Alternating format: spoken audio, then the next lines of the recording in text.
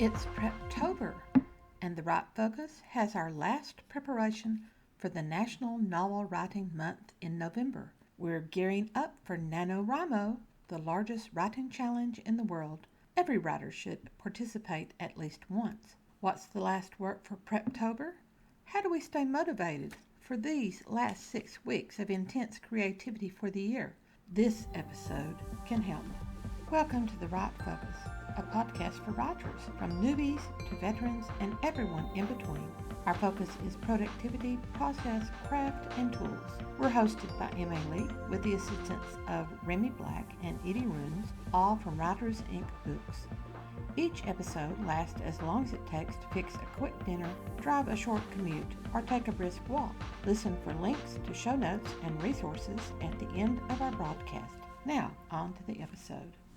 This week is our last opportunity to set everything we need for characters, 7 pivot points for our plot, our main conflicts, and we'll need minor ones as well. Last week was the world building. This week we need to discover the secondary and tertiary characters we already have in mind. Don't start writing yet. Well, you can, but that breaks the point of the writing challenge. 50,000 words in 1 month. In our show notes, we have links to the episodes from our summer series that give guidance for this week's works. Now, as the November 1 countdown winds down, we need to handle nuts and bolts. Move the last things out of the way for November. Decide when you will handle the have-tos, paying bills, Thanksgiving, any travel, errands, and shopping. We have 50,000 words in this month. 1,667 words per day. But actually, we should try for 2,000 words per day. Our focus this week is motivation with the last 7 of the 13 steps for dancing. Here we go. Step 7, be willing to have minor antagonists. Not just minions of the main antagonist, but other antagonists. They need to be more local than the mastermind. Make each minor antagonist more difficult to defeat as the story progresses. Minor antagonists can be an unexpected twist when they're independent bad guys. Don't forget that minions of the major antagonist take various forms.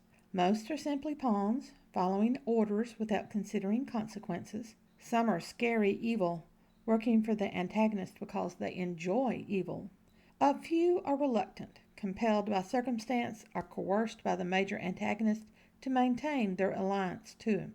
These characters offer great opportunities for angst. The best minions have plans to step in when the major antagonist falls. When we have this kind of minion, we have the chance to kill off the major antagonist at the 75% mark of the book, only to have the replacement step up and be more evil. Step 8 of the 13 steps for dancing.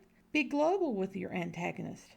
Having an institution as an antagonist will strengthen the protagonist. Defeating the institution will seem impossible. Defeating each minion should give a key to unlock the walls guarding the institution. The institution might be short-term planning and merely needs persuasion to overcome, or it's long-term planning, which needs a major takedown.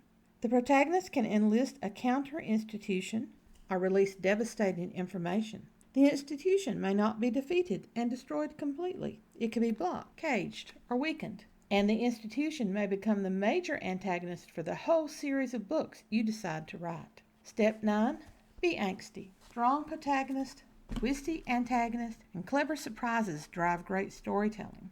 These 3 give all writers angst. When writers do their writing right, they also give their readers angst. Work in at least 2 betrayals in your novel. Have one early, before the 20% mark, and the other before the 3/4 mark of the story, around 60 to 70%. People hate betrayal. They remember it like acid burning their memories and their soul. Some people never quite recover from betrayal. Others keep waiting on the traitors to redeem themselves. That could happen, but usually it doesn't. The betraying character is often called a shapeshifter in archetypal parlance. We have 2 forms. The character who seems to be working for the antagonist, but is not. Either this character was trapped into the appearance of alliance with evil, or this character is working on redemption. The other shapeshifter is a true traitor, the double agent, the one who appears to support the protagonist but has been working for the antagonist the whole time. Save the exposure of the true traitor for the latter part of your novel. Step 10. Use surprise.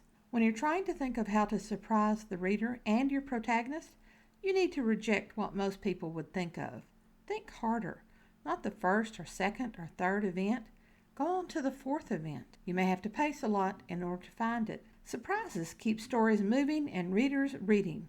When you can tie multiple surprises to your antagonist, you have great storytelling. Always think outside the box of what normal people would do.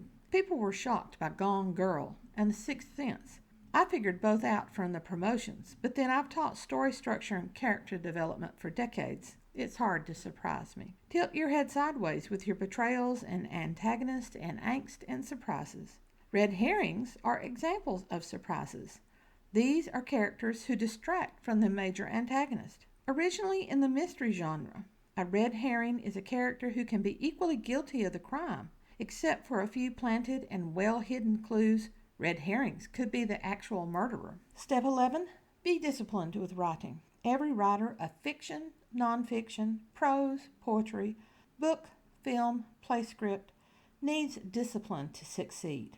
Discipline begins with achievable writing goals. Think weekly, then divide into daily. Write your planned new words every day. No exceptions except injury or major events. Celebrations like family holidays and weddings and graduations and the like. Remember, Thanksgiving is coming. When I became serious about publishing, it took me a whole year to change my mindset from hobby writer to pro writer. My journey became the 7 lessons shared in Think Like a Pro. I started with 1,000 words daily as my minimum word count. That's about 2 hours. Think 2 500-word essays. Practice allows the words to come faster. Since that first true writing year, I've upped my word count, and I celebrate every time I achieve more than my new minimum.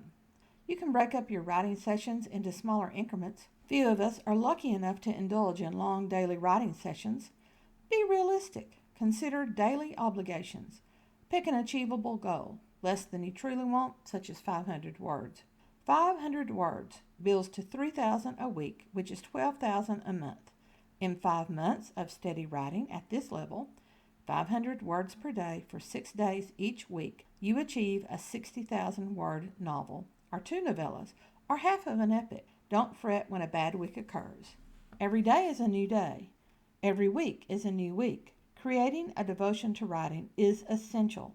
Maintaining that devotion is a constant struggle. The longer you are away, the harder it is to return. Writing every day makes it much easier to recover from the bad days and the bad weeks. Step 12. Be a tracker.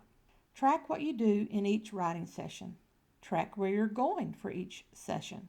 And don't forget to be willing to go off track. Remember step 5 from the last episode. First, track your word counts for this week and the month and the season and the year. Keep a running word count to monitor success. Celebrate every major word count. 5,000 words, 10,000, 25,000, 50,000, 100,000 for the year and more and more. You can easily achieve these numbers throughout the year. Maintaining this simple weekly word count will be the hardest thing you have done and will ever do. Maintaining it is crucial. The building word count of the manuscript helps you feel success. Fall off, hop back on. Any extra words make up for the falling off days, which will happen. Second, track your daily task. Track what occurred in each writing session by outlining it afterwards on a simple legal pad. This has a dual benefit. You don't get bored with a story by planning too much beforehand. You have a running list of events and basic info about scenes. When you finish, you can store this basic list updated with the final manuscript, which is helpful when you need to return to the manuscript months or years after. Third, track your projects and the stages of those projects. You have goals that you want to accomplish. Divide those into the projects with tasks that are necessary to accomplish those goals. Keep up with what you plan to accomplish as well as what you have accomplished. Know the stages for your projects. Any writing can be divided into ideas, rough shape, draft, proof plus, publishing.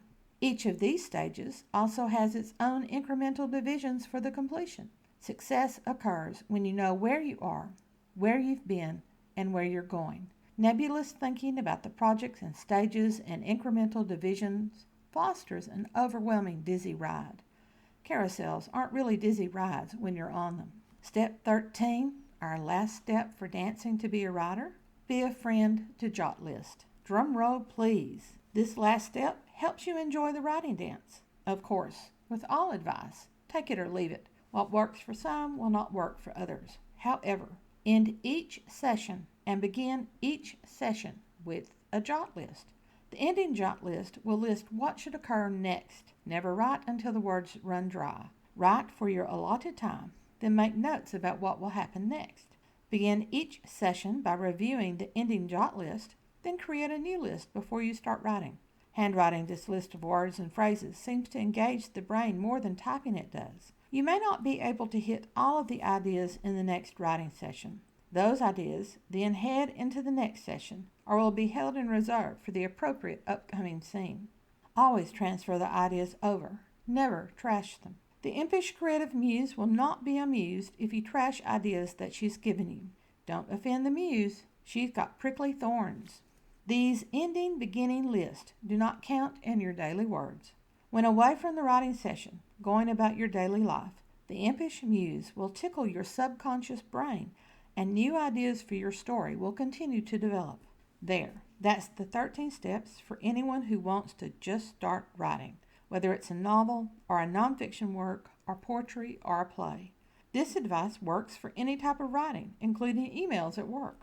Here's a bit of blatant self-promotion. Number 1, if you truly want to write your first novel, or you want to complete that manuscript that you shoved into a drawer a few years ago because it wasn't working, then discovering your novel can help. That is our summer series on the writing craft for this podcast. Number 2, if the problem was characters or plot, then try discovering characters or discovering your plot. See the resource list. 3, if you're struggling with the transition from writing as a hobby to writing seriously so you can become a professional writer, you will find the 7 lessons in Think Like a Pro helpful. Yep, that's a guidebook too. 4, want something to keep you on track with projects and word counts? Try the Think Pro Planner for Writers with daily word counts and project tracking, monthly and seasonal reviews and previews, and additional tips and guidance to help you with the transition from newbie to pro. Think Like a Pro and Think Pro Planner are available in print edition. Think Like a Pro is also an electronic edition. The Discovering set is not yet available in paperback. That will happen soon, but from now on, I'm busy prepping for NaNoWriMo, and you should be too. Next week, we're in NaNoWriMo. We've had 3 days of writing. Don't get caught out. Keep up as much as possible. Don't wait for the weekend. Try to give an hour or an hour and a half every evening. That way leads to success. We here at The Write Focus are writing with you. Find a cooperative group. Sign up on the website for the National Novel Writing Month and prepare for the angst of daily writing. Inspiration for this week comes from Madeline Lingle. She says, I know writers who write only when inspiration comes. How would Isaac Stern play if he played the violin only when he felt like it? He would be lousy. Basically, she's saying don't wait upon inspiration. Writing is a labor of love. Habitual if it is to be successful. Thanks for listening to The Write Focus, a podcast for writers at all levels, hosted by M.A. Lee with the assistance of Remy Black and Edie Rooms, all from Writers Inc. Books. Our focus is productivity, process, craft, and tools. Show notes and resource links for these and other episodes are at thewritefocus.blogspot.com.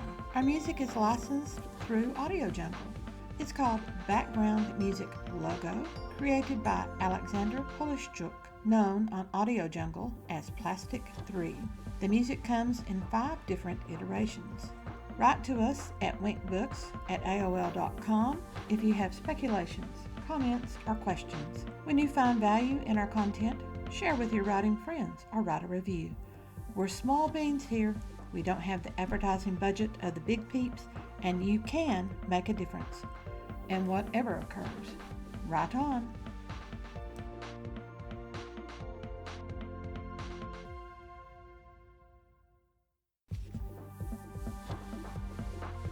It's PrepToBer, and the right